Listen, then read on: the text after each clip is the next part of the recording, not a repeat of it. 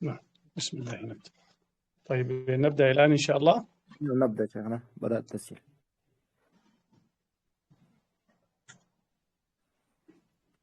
طيب، الحمد لله رب العالمين، صلى اللهم وسلم وبارك على نبينا محمد على آله وصحبه وسلم تسليما كثيرا.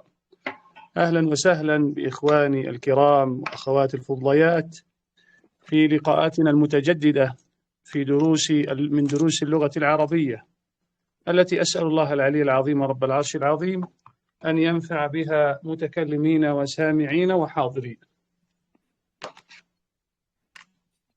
بسم الله الرحمن الرحيم. Allah subhanahu wa taala біздің шейх Аллах тағала сақтаған болсын.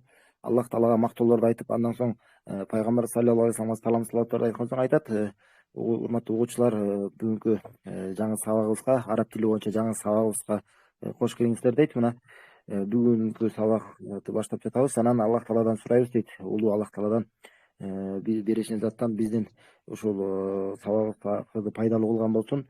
Жана буга сабакты берип аткандарга дагы, сабакты угуп аткандарга да, сабакка катышып аткандардын баарысына Аллах таала пайдасын берген болсун дейт. الحمد لله بفضل الله تعالى انتهينا من عدة قواعد من قواعد اللغة العربية، من قواعد القراءة والكتابة في اللغة العربية. كان أول هذه القواعد هو حفظ الحروف وكتابتها.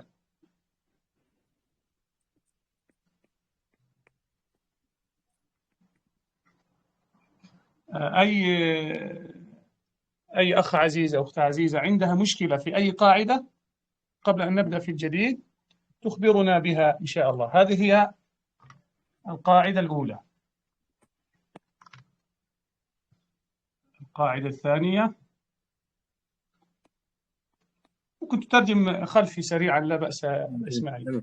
айтат, шейх айтат, мына буга чейин араб тилине байланыштуу болгон көп бир топ эрежелерди биз аяктап бүттүк дейт. Биринчи, бул деген араб тилдерин араб тилинин тамгаларын жаттаган элек жана алардын жазылышы тууралуу сабактарды өткөн элек. Жана кайсы бир бизге сабакка катышуучулардын кайсы бириңерде эгерде бир түшүнбөстүк болуп калган болсо, бир сурооңор болуп калган болсо, ушулар тууралуу кайсы бир учурда сурасаңыздар болот, кайрылсаңыздар болот. القاعدة الثانية كانت الحروف بالحركات الثلاث: الفتحة والكسرة والضمة. Жана экинчи алган эрежебиз деген бул эмне болгон? Тамгалар 3 харакат менен, фатха, касра, домма болгон 3 харакат менен болгон тамгалар деген дагы бул эрежени алган элек. ثم مد الألف، المدود الثلاثة: الألف والواو والياء. Андан соң деген 3 созулма үндүү тамгалар тууралуу сабак алган элек. Бул кайсы? Алиф, واو жана يا. ثم السكون والشدة. Жана андан соң сүкүн темасын алган элек, сүкүн тууралуу, андан соң анан шадда тууралуу эрежени, шадда эрежесин алган элек. ثم أخذنا القمرية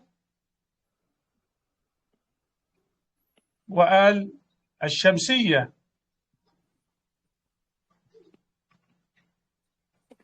Жана андан соң анан акыркы сабагыбыз бул эмне болгон? Камари жана шамси деген ал тууралуу тамгалар тууралуу сөз кылган элек. هذا هو ما يخص أهم قواعد القراءة والكتابة، 6 قواعد. فهل هناك إشكالية في أحد هذه القواعد التي ذكرت لأي دارس معنا؟ Ушул жалпысынан алганда мына буга чейинки сабактарыбызда алган эрежелер болгон. Эми кандай бир кыйынчылыктар, түшүнбөй калган жактарыңыздар барбы булар тууралуу? شيخنا نحن أخذنا الشمسية لكن ما أخذنا القمرية، ما انتهينا في درس القادم. جيد. اليوم إن شاء الله نأخذ القمرية وبعد الأشياء الأخرى، لكن ما بقي، ما أقصد ما فات. هل عند أحد الإخوة والأخوات أي إشكالية في أي قاعدة من هذه القواعد؟ Şu erişeler boyunca kандай bir düşünmüştür, kандай bir orçuluklar bolgon jokпу сиздерде?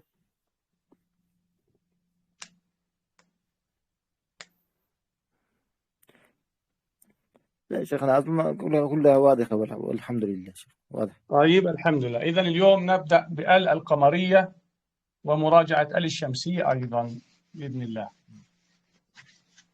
جزاك الله خير.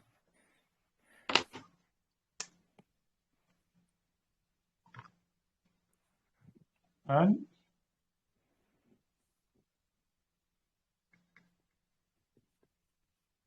الشمسية وآل القمرية.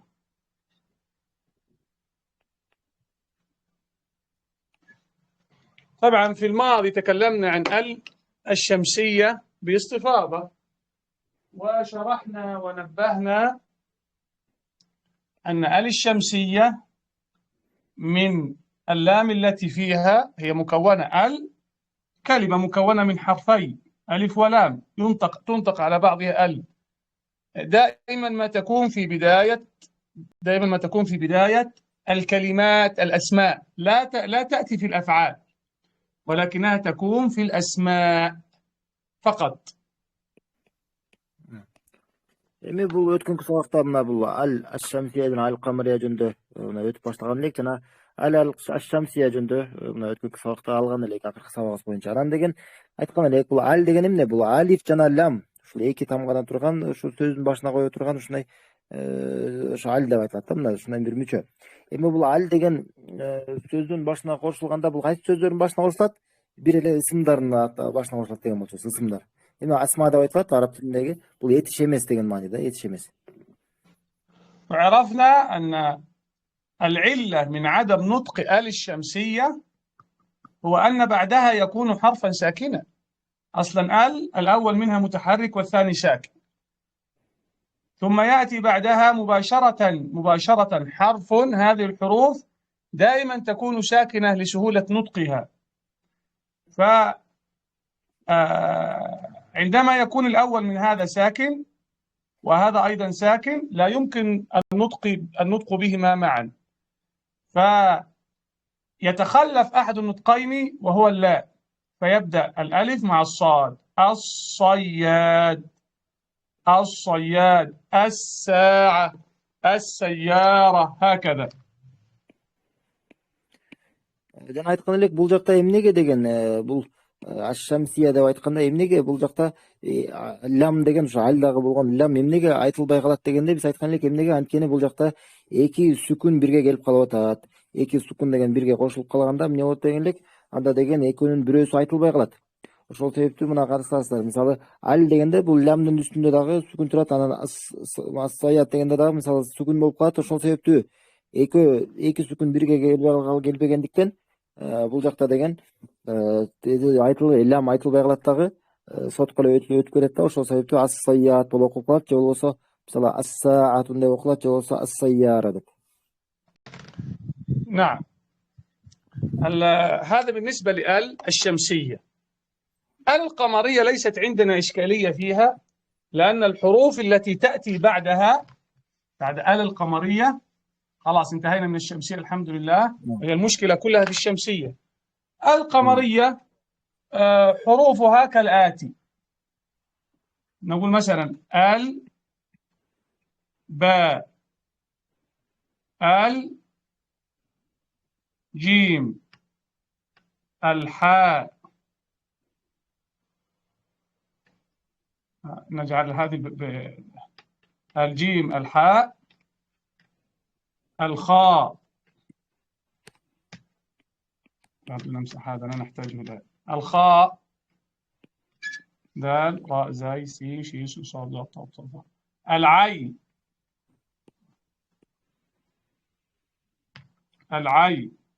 والغين، والفاء، القاف، الكاف، الميم، الواو،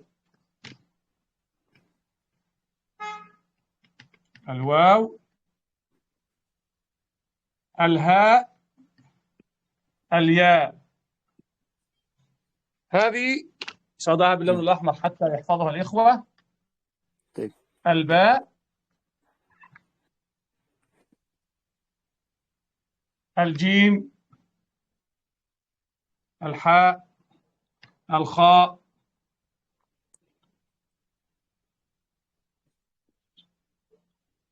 العين، الغاء، الفاء، القاف، الكاف، الميم، النون، لا النون ليست معنا، الواو، الهاء، الياء.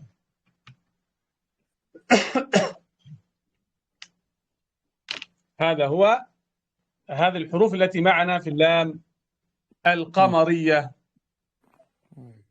ушул эми буга чейинки жана айткан сөздөр бул ал шамсия жөнүндө болду. Ал шамсия ал жеңил ал болжону түшүндүк. Эми ал камария бул жеңил эле. Шамсия келбеген тамгалардын баарысынан ал камария болуп эсептелет. Жана бул жакта мындай молотто жана шейх азыр жазып берген алдыңардагы тамгалар. Булар деген ушулар алдан кийин келе турган болсо, демек ошол жакта деген ал деген бул ал камария болот дагы, жана ал лам окулат. Мисалы мына ал ба тамгасы, ал мисалы жим, мына ха, ал мисалы хо, анан айн, гойн, фа, коф, каф, мим, вау, ха, я. Ушул тамгалар келгенде эмне өткөн, бул жакта деген ал камарий болуп эсептелет. نعم، هذه هي الحروف القمرية. يعني أنطق أقول الباب، الجدار، هكذا. مثلا لو استعوضنا عن بعض هذه هكذا وحاولنا أن نضيف لها كلمات حتى يفهموا الإخوة. مثلا الباب، نطقنا الباء لم تحذف، نطقنا اللام. الباب. هنا مثلا الحجارة، مثلا الحجارة، العنب. هنا القلم، وهنا المسطرة، المسطرة،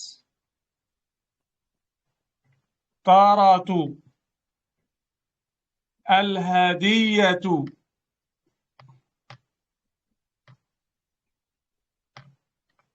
الهدية، اليد، اليد. Кандай бул сөздөр кантип окулат дегенде мына бул жакта көрүп турасыздар. Мисалдарды келтирип берди бул жакта шейх деген. Мисалы аль-бабу деп окулат. Көрүсүңүзбү? Лам деген бул жакта деген турат, айтылат. Мисалы аль-шамси болгондо ал айтылбай калып аткан, бул жакта айтылат. Мына аль-бабу деген сөз бул эшик деген сөз. Аль-хижару деген сөз бул деген таш деген сөз. Мисалы аль-инабу бул деген жүзүм деген сөз. Аль-каламу бул калем. Аль-мистарату деген бул ошо сызгыч, линейка. Аль-хадияту деген бул белек. Аль-яду деген бул кол. Аль-китабу деген бул китеп. Көрүсүңөр, бул жакта баарысына эмне болот? Лам айтылып жатат. هل يستطيع أحد أن يشارك معنا الآن؟ Ким катышып кана окуп берет? Азыр биз менен катышып. Кана ким окуйт? Кана ушул сөздөрдү ким окуйт?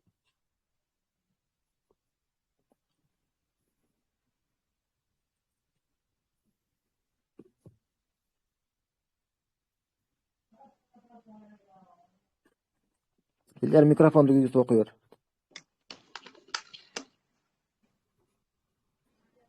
السلام عليكم ورحمة الله وبركاته. وعليك السلام ورحمة الله وبركاته. تفضل تفضل يا حبيب الله يجزيك. Мен жаңы эле кошулдум да, эки ошондо кай жеринен баштап окуп берсек? Башынан бул аль-бабу деп турат го, ошондон баштап окуй бер. الباب، الحجارة، الفنا هذه فنان. عين، العين هكذا، العنب. العنب. نعم. حاضر.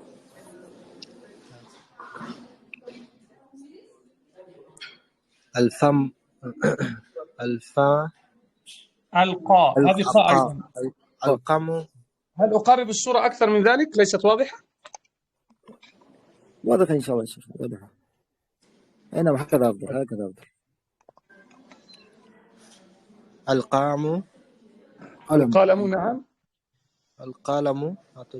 القلم. نعم. القلم.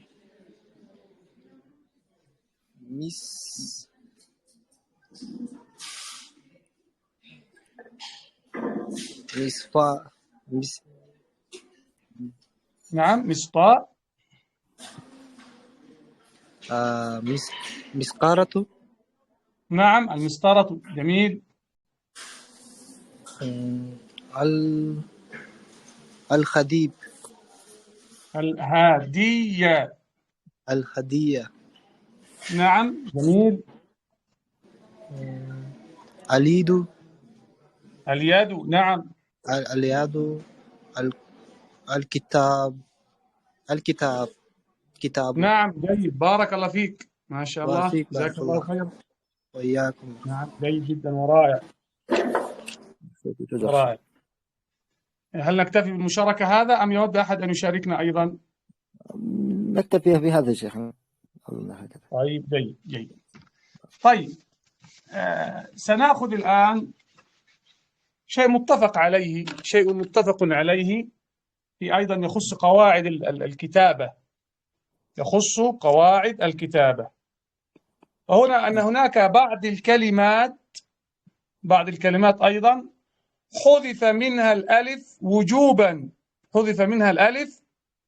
وجوبا، يعني حذف منها الألف في الكتابة وجوبا، لكنه في اللسان يبقى موجود. هذه لابد أن نعرف هذه الكلمات، لأن كثير من الإخوة والأخوات يخطئون فيها، مثل كلمة ترجم هذه وأنا أكتب الآن. Бул жакта ушул темабызга байланыштырылган дагы бир тема бар. Бул эми ошол жазуу эрежелерине байланыштырылган. Кээ бир учурларда, кээ бир сөздөрдө деген алиф деген милдеттүү түрдө бул түшүп калат. Мисалы эметилбей калат, жазылбай калат да. Эми ушул кээ бир сөздөр бар, мына ушулар жөнүндө азыр шейх айтып кетет.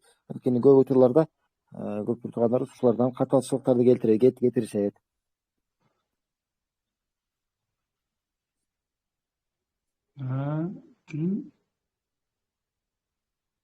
لكن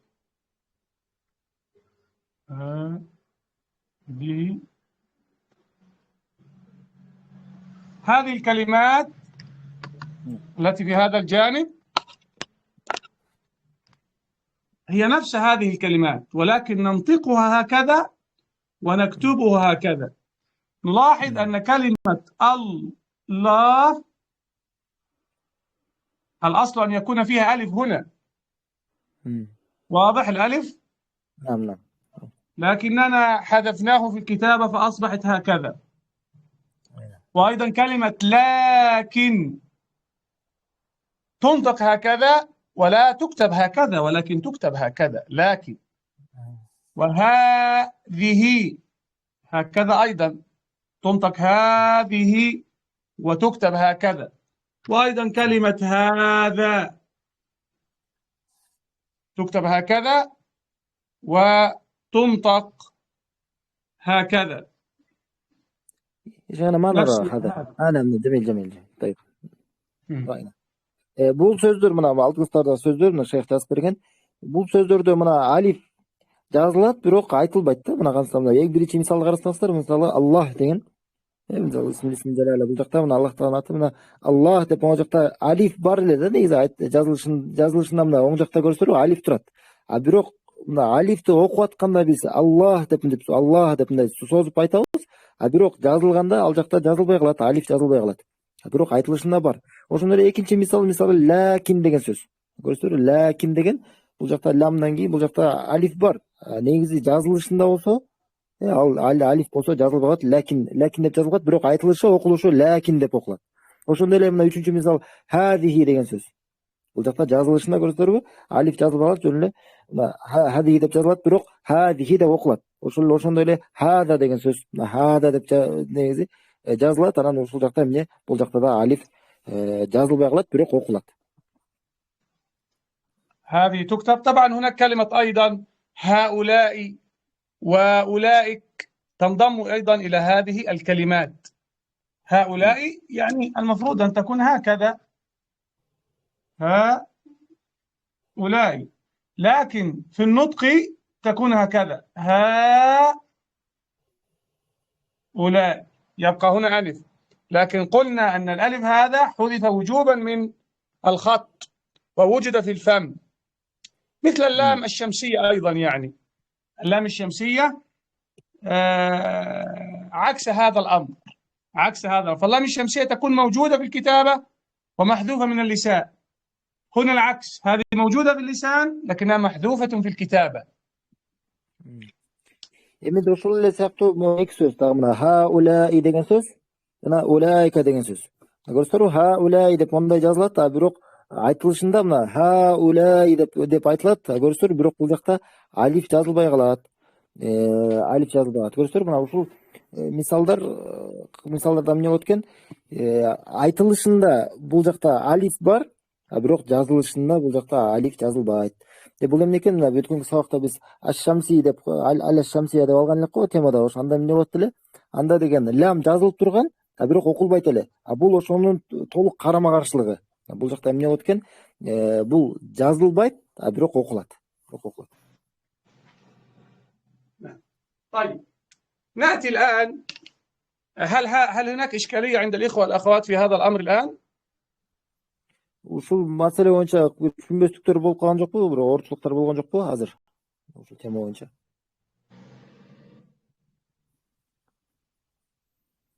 لا الحمد لله شيخنا سهل وواضح والحمد لله جزاك الله خير. طيب الحمد لله. الآن سنأتي على قاعدة مهمة جدا جدا من قواعد الكتابة أيضا، من قواعد الكتابة أيضا. تمام؟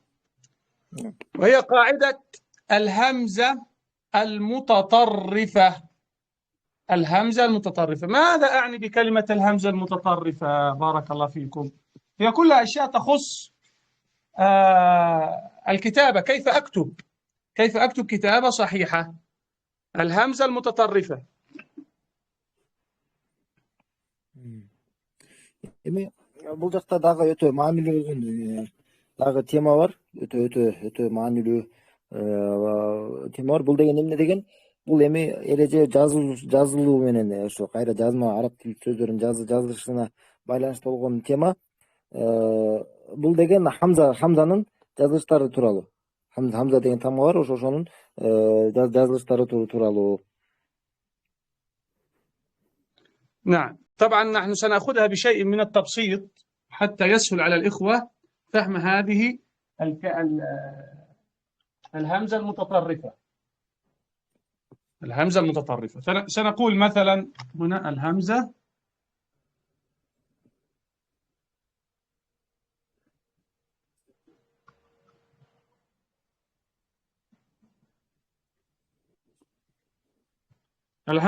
المقصود بالهمزة المتطرفة هي الهمزة التي تكون في نهاية الكلمة. الكلمة المختومة بهمزة. الكلمة المختومة بهمزة. Бул хамза аль-мутатаррифа деген маанisi эмне? Бул кайсы хамза? Бул деген ошо сөздүн аягында болгон хамза тууралуу тема. Сөздүн аягында хамза ушул тамгасы кандай жазылат? نعم. الهمزة المتطرفة تكتب على نهاية الكلمة، ولكن في بعض الأحيان نكتبها على ألف هكذا، وفي بعض الأحيان نكتبها على واو، وفي بعض الأحيان نكتبها على ياء هكذا. متى تكتب هكذا في نهاية الكلمة على ألف؟ هذه الهمزة المقصودة، هذه الهمزة المقصودة. متى أكتبها على ألف؟ ومتى أكتبه على واو ومتى أكتبه على ياء. الأمر سهل إن شاء الله. Эми бул жакта кандай болот? Мына көрүсүзбү? Кайсы бир мисалы араб тил сөздөрүн карасак, ар түрдүү учурларда деген ушул хамза белгиси кээ бир учурларда алифтин үстүнө жазылып калат, кээ бир учурларда ваунун үстүнө жазылып калат, кээ бир учурларда яанын үстүнө жазылат. Эми кайсыл учурда кандай жазылыш керек, кайсыл учурда кайсынын үстүнө жазылыш керек? Мына ушул тема. نعم. بتبسيط جدا كيف أفرق بين هذه وهذه وهذه؟ أنا أقول لكم أننا ننظر، طبعا نحن نعرف قبل أي شيء أن ما يناسب الألف الفتحة، وما يناسب الواو الضمة، وما يناسب الياء الكسرة. نحن نعرف هذا. الذي يناسب الواو ضمة، والذي يناسب ألف فتحة، والذي يناسب ياء كسرة. نحن نعرف هذا ومتذكرون أم لا؟ Эми карасаңыздар, эсип атасыңарбы, мына бул ар бир ушул тамгаларга өзүнө ылайыктуу болгон харакаты бар деп айткан элек. Мисалы, алифке ылайыктуу болгон харакат бул фатха. Немеге вауга ылайыктуу болгон харакат бул деген домма. Ал эми яга ылайыктуу болгон харакат бул деген касра. طيب، سنأخذ الأول متى أرسم الألف المتطرفة على ألف، متى أرسم الهمزة هذه على ألف هكذا. أقول لكم ترسم على ألف بالنظر إلى حركة الحرف الذي قبلها. الحركة هل هي حركة فتحة أم كسرة أم لا؟ فإذا كان الحرف الذي قبل الهمزة مفتوح هذه ترسم على ألف. سأكتب مثالا ليتضح الكلام لكم. كلمة بدأ، بدأ آخرها الآن همزة، بدأ، تمام؟ سأكتبها على ألف. لماذا سأكتبها على ألف؟ لأن الذي قبلها مفتوح، فأجبرني هذا الفتح على أن أضع هذه الهمزة على ألف، أن أضعها على ألف هكذا. وضحت؟ Эми карасаңыздар, мындай болду. Кайсыл учурда ушул хамза белгиси алифтин үстүнө жазылат десек, бул ага чейинки ушул хамзага чейинки болгон харакатты карайбыз. Ага чейинки болгон харакат эгерде фатха боло турган болсо, демек өзү алифтин үстүнө жазылат. Мисалы, могу сөздө карасаңыздар, мына ал бадаа деген сөздө. Көрсөтөрбү? Ал бадаа, мо да деген сөздүн үстүнө фатха турат. Бул фатха харакаты менен жана бул хамзага чейин турат. Хамзага чейинки болгон эмне болду? Фатха болду. Ошол себептүү бул хамза деген алифтин үстүнө жазылып калат. Анткени алиф деген бул фатхага ылайыктуу болгон тамга. مثل كلمة بدأ، لجأ، ما لا هكذا، ما لا تكتب هكذا، ما لا. Сөздөр мисалы бада деген баштады деген сөз, лажа деген жардам сурап жалбарып кайрылды деген сөз, мала деген сөз, толтурулду деген сөз. Толду деген. وأطفأ أيضا. تلاحظون أن جميعا قبل الهمزة هذه وجدت الفتحة، فالفتحة هذه أجبرتني على أن أكتبها على ألف. بدأ، لجأ، ملأ، أطفأ، وأنت تمشي هكذا. المهم أنك تنظر إلى الحركة التي قبلها. إن كانت حركة فتح تضع الهمزة على ألف. هل هناك إشكالية في هذا الأمر؟ أظنها بسيطة يعني. Көрсөтөрүм, эмне болот экен? Эң башкысы ага чейинки болгон тамга эгерде фатха менен болсо, анда ошол учурда деген хамза алифтин үстүнө жазылат. Мисалы, бада деген сөз, лажа, мала, атфа деген сөз, өчүрдү деген сөз. Көрсөтөр, ушунун баарысында эмне болот? Хамза деген бул деген фатха менен келген тамгадан кийин жазылып атат. Тамгадан кийин келип атат. Ошол себептүү бул жакта эмне болуп калат? Хамза деген алифтин үстүнө жазылат. أظن الأمر واضح. هكذا أم في صعوبة؟ Түшүнүңүздөрбү же оор болуп атабы?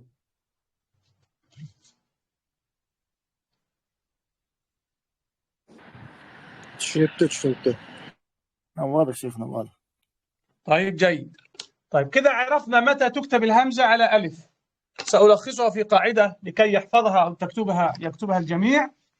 تكتب الهمزة على ألف. تكتب الهمزة على ألف هكذا.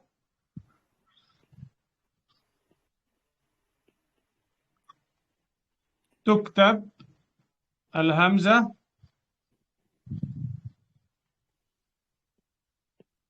على ألف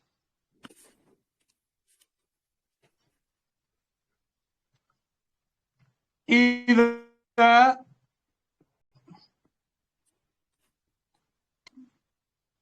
الحرف الذي قبلها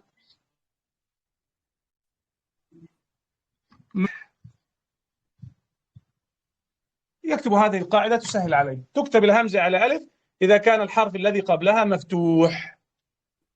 Erejeni жазып алсаңыздар болот. Мында эрежени бул тууралуу. Хамза деген алифтин үстүнө жазылат. Качан ага чейинки тамга фатха харакаты менен болсо, мафтух болгон болсо. Эгер хамза деген бул деген алифтин үстүнө хамза алифтин үстүнө жазылат. Качан ага чейинки тамга бул фатха менен болсо.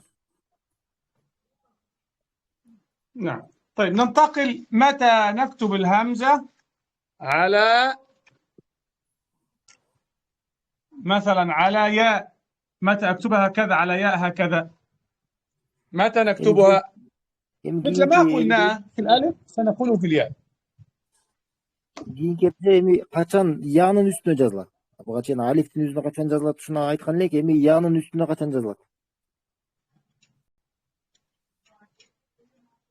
مثل كلمة انظر معي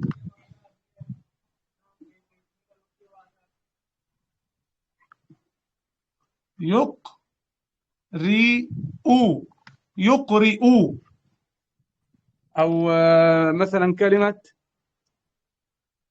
يقرئ. ترون أنني رسمتها على إيش؟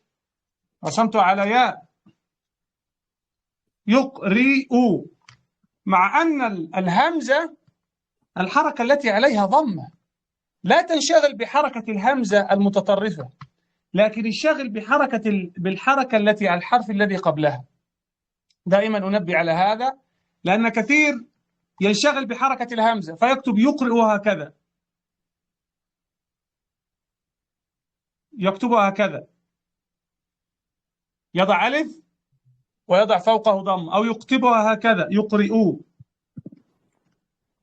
ها الصورة التي قبل هذه وهذه خطأ. هذا الصحيح، لا تنشغل بالحركة التي على الهمزة، ولكن انشغل بالحركة التي قبلها. واضح الآن كم شيء؟ نعم. Эми көрсөтөрбү, бул жакта деген кайсыл учурда жазылат экен? Янын үстүнө качан жазылат? Качан эгерде ага чейинки тамга, ушул хамзага чейинки тамга ал максур болгон болсо, касра харакаты менен болгон болсо.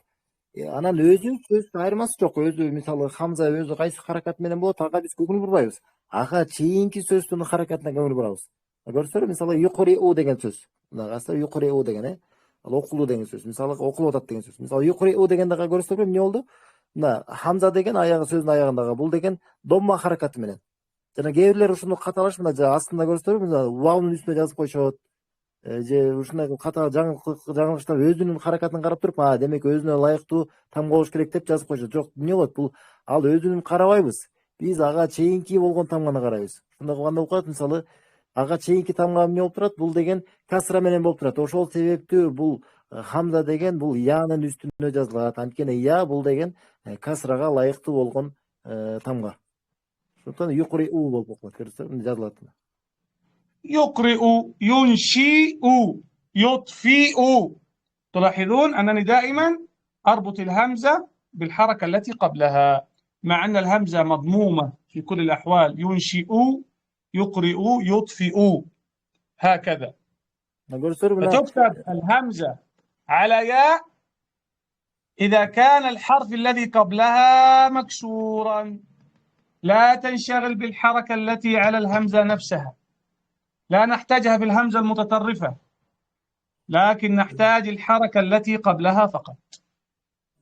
көрсөр эмне экен, демек ушул хамзанын өзүнүн деген харакаты кандай, буга биз ага көңүл бурбайбыз. Ага чейинки тамганын харакаты кандай болот, ошого жараша анан хамза ошо жазылышы ошого ылайыктуу болот. Мисалы юкури у деген сөздү көрсөтөрбү? Өзү деген домма болуп турат. Бирок я бул деген янын үстүнө жазылса, анткени ага чейинки ошо хамзага чейинки болгон сөз тамга деген бул касра менен болот. Юкури у, мисалы юнши у, ютфи у, көрсөтөр баарында тең өзү домма менен бул хамза, бирок ага чейинки тамга касра менен болгондуктан өзү янын үстүнө жазылып атат. Анткени я деген бул касрага ылайыктуу болгон тамга. يستهزئ يستهزئ زئ ينشئ يطفئ يقرئ. جميعا اهتممت بالحركة التي قبلها. هذه نقطة مهمة جدا. Баардык көрсөтөр, баардык ушул мисалдардын баарысында тең эмне болду? Хамза деген янын үстүнө жазылып калды. Анткени ага чейинки тамга бул касра менен болгон. Ушул маанилүү эреже. أيضا متى أكتبها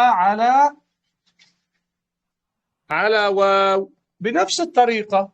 إذا كان الحرف الذي قبل الهمزة مضموما فسأكتبها على واو، على واو هكذا. بسم الله.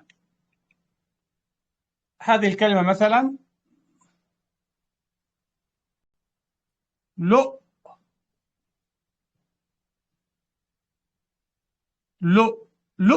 تعرفون اللؤلؤ والمرجان؟ نعم شيخنا نعرف. لؤلؤ، كلمة لؤلؤ هكذا، مع أن هذا ساكن، لؤلؤ، لكنني لا أنشغل، نظرت إلى الحركة التي قبلها، طبعا هنا على واو هكذا.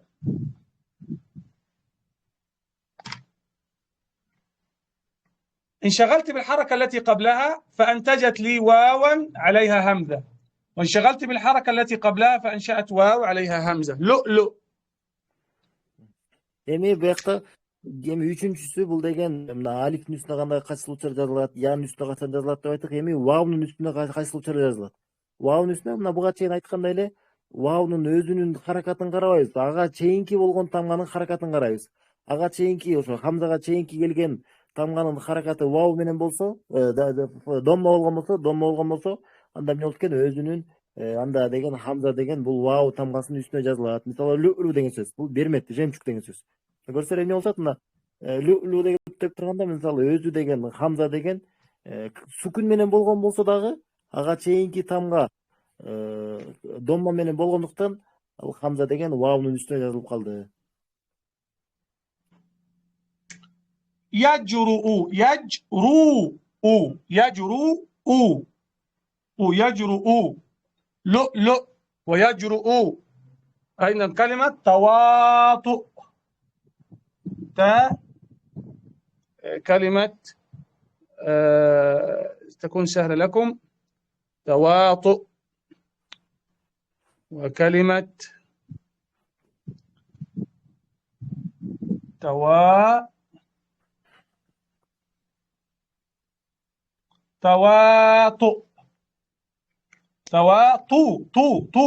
ترون هذه؟ تواطؤ. الهمزة التي قبل الحركة التي قبل الهمزة مضمومة، فاضطررنا إلى أن نضعها على واو، على واو. Көрсөр эмне болот? Мисалы яжруу деген сөздө дагы мисал, таватуун деген дагы сөздөгү мисал. Көрсөр баарында эмне болот? Хамза деген домма менен келген тамгадан кийин келип атат. Ошол себептүү хамза деген алифтин үстүнө эмес, янын үстүнө эмес, эмненин үстүнө, вавнун үстүнө жазылат. Анткени вав деген бул доммага ылайыктуу болгон харакат. هكذا واضحة أم في إشكالية؟ نعم شيخنا واضح الحمد لله. طيب الحمد لله. يبقى عندنا إذا كان الحرف الذي قبل الهمزة حرفا ساكنا ماذا نفعل فيه؟ الحرف الذي قبلها. Бир эле айта турчу сөзү калды эми. Эгерде хамзага чейинки болгон тамга деген сүкүн менен болсочу анда кандай кылабыз? Сүкүн менен келе турган болсо анда кандай кылабыз анда? إذا كان الحرف الذي قبل الهمزة ساكنا فإن الهمزة تكتب على السطر، لا تكتب لا على ألف ولا واو ولا ياء، على السطر، مثل كلمة مثلا هواء، هكذا هواء، ترون هذا ألف مد، وعرفنا أن ألف المد ألف ساكن ليس متحرك. اضطررنا بسكون هذا الحرف إلى أن نكتب الهمزة على السطر. Özür misалы эгерде сүкүндөн кийин келип кала турган болсо хамза андай учурда эмненин үстүнө жазылат? Алифтин, янын, ваунун үстүнө жок, эмненин үстүнө? Линиянын өзүнө эле жазылат. Линиянын өзүнө эле. Мисалы көрсөтөр мына хаваун деген сөздө. Хава дегенде бул билебиз, аяктагы келген алиф деген бул сүкүн менен ошол себептен эмне болот экен? Хамза деген бул алифке дагы, яга дагы, вауга да жазылбайт, эмнеге? Линиянын үстүнө эле жазылат. Мисалы көрсөтөр мына хава деп эле жазылып калат. Böyle sama деген söz. وأيضا كلمة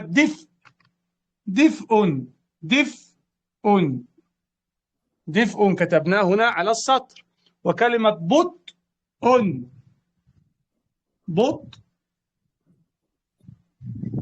تلاحظون أكتبها منفصلة عنها.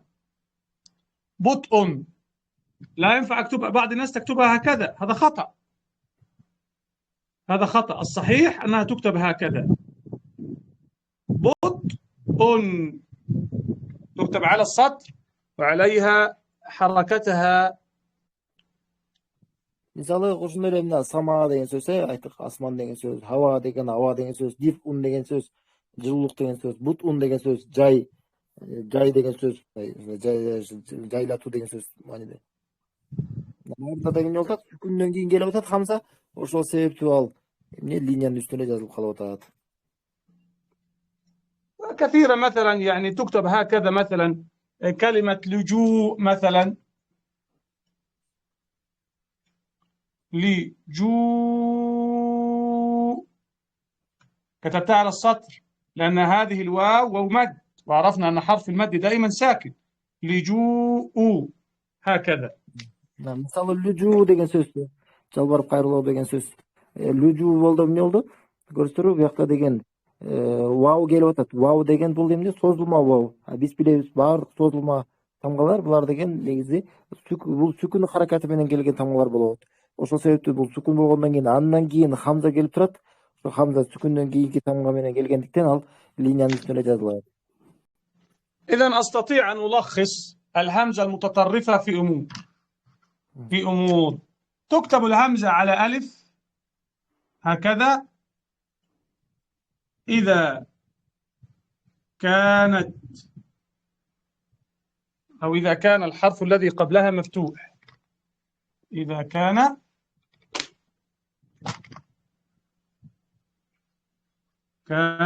الحرف الذي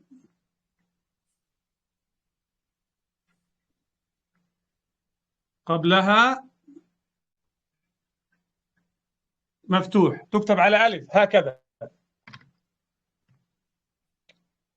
وتكتب ترجم ما عليك. أنا Эми мына кыскача айтканда, эми жалпылай эгерде мына хамза тууралуу сөздүн аягында келе турган хамза тууралуу жалпылай айта турган болсок, эмне болот экен? Хамза деген мына биринчи мисалдагыдай алифтин үстүнө жазылат экен. Кайсыл учурда? Эгерде ушул хамзага чейинки болгон тамга мафтух болгон болсо, харакат тамгасы, фатха харакаты менен болгон болсо, эмне болот экен? Анда деген алифтин үстүнө жазылат. وهذا أيضا تكتب على ياء إذا كان الحرف الذي قبلها مكسور. Ошондой эле янын үстүнө жазылып калат. Янын үстүнө хамза жазылып калат. Кайсыл учурда? Эгерде ушул хамзага чейинки болгон тамга эгерде максур болгон болсо, касра харакаты менен болгон болсо, анда деген бул жакта хамза деген янын үстүнө жазылат. وتكتب أيضا على واو إذا كان الحرف الذي قبلها مدموم، وتكتب على السطر إذا كان الحرف الذي قبلها ساكن. Ошондой эле ваунун үстүнө жазылып калат. Ваунун кайсыл учурда эгерде ал ошо хамзага чейинки болгон тамга ал деген домма менен болгон болсо, домма харакаты менен болгон болсо, анда эмне болот экен? Бул деген хамза деген ваунун үстүнө жазылат. Жана ошондой эле линиянын эле үстүнө жазылат. Алифтин дагы янындагы ваунун үстүнө эмес, жөн эле линиянын үстүнө жазылат. Кайсыл учурда эгерде ушул хамзага чейинки келген тамга бул сүкүн менен болгон болсо. هل هذا كده واضحة؟ Баардык түшүнүктүү болду. Сүрөттөр түшүнүктүү болду, эрежелер.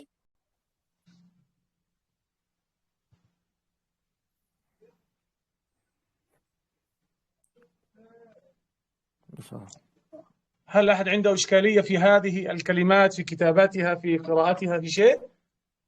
Ушул эрежелер боюнча кимдендир окуу боюнча кантип окулат, канча жазылат, ушулар боюнча түшүнбөй калган жактарыңыз болгон жокпу?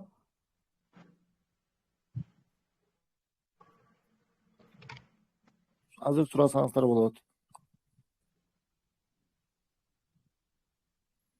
شيخنا ما شاء الله كانت واضحة والحمد لله. الحمد لله. إذا أخذنا اليوم تكملة القمرية والشمسية، وأخذنا أيضا كلمات يحذف منها حرف الألف وجوبا عند الكتابة، وأخذنا الهمزة المتطرفة أين نضعها، على ألف أم على ياء أم على واو أم على السطر.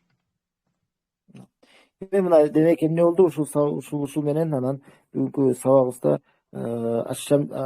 al-Qamariya тууралуу теманы бүтүрдүк. Жана ошондой эле кайсыл учурда алиф окулат бирок жазылбайт. Кээ бир сөздөрдө бар ушундай эмне дедик? Алиф деген бул деген окулат бирок жазылбайт. Ошол мисалдарды алдык. Жана ошондой эле мына 3-чемабыз эмне болду? Хамза сөзүнүн аягында келе турган хамза кайсыл учурда алифтин үстүнө жазылат, кайсыл учурда янын үстүнө, кайсыл учурда ваунун үстүнө жана кайсыл учурда жөн эле линиянын үстүнө жазылат. Ушул темаларды бүгүн алдык. وبهذا نكون الحمد لله قد انتهينا من درس اليوم حتى لا أثقل عليكم، ونجعل الفترة المتبقية لبعض الأسئلة، لبعض الاستفسارات، لبعض الأمور، وسأرسل إن شاء الله مقاطع صوتية يطلب من الإخوة والأخوات كتابتها وإرسالها. يعني سأنطق كلمات وهم يترجموا هذه الكلمات إلى كتابة، بعضها باللام الشمسية وبعضها باللام القمرية وبعضها بالحركات الثلاث، وبعضها بالسكون، وبعضها بالشد، وبعضها بالهمزة المتطرفة، نوع من الاختبار في الإملاء. Ушул менен силерге оор болбосун деп сабакты аяктап жатабыз деп бүтүрөбүз дейт. Жана мындай тапшырма берип жатат. Шейх айтат, биз силерге ушундай кээ бир сөздөрдү аудио кылып жөнөтөбүз. Жана силер ошол аудионун негизинде бул сөздөрдү жазышыңар керек болот. Өзүңүздөр жазасыңар. Бул ушундай кыскача бир экзамен болот. Силер өзүңөр ошол аудионун негизинде кээ бир сөздөрдү жазасыңар. Бул жакта ошо жанагы буга чейин салган баардык эрежелерге байланыштуу болгон сөздөр болот. Мына ушул хамза кантип жазылат, созулма үнүүлөр тууралуу, ал-Qamari, ал-Shamsi тууралуу, ушунун баарысына байланыштуу болгон кээ бир сөз мисалдар болот. Жана аларды силер жазып ошол аудионун негизинде силер жазышыңар керек болот диктантса. Машалла. هل هم مستعدون لهذا؟ يعني نضع قطعة إملائية وننظر التطبيق المكتوب، أم فيه صعوبة نؤجلها لما بعد؟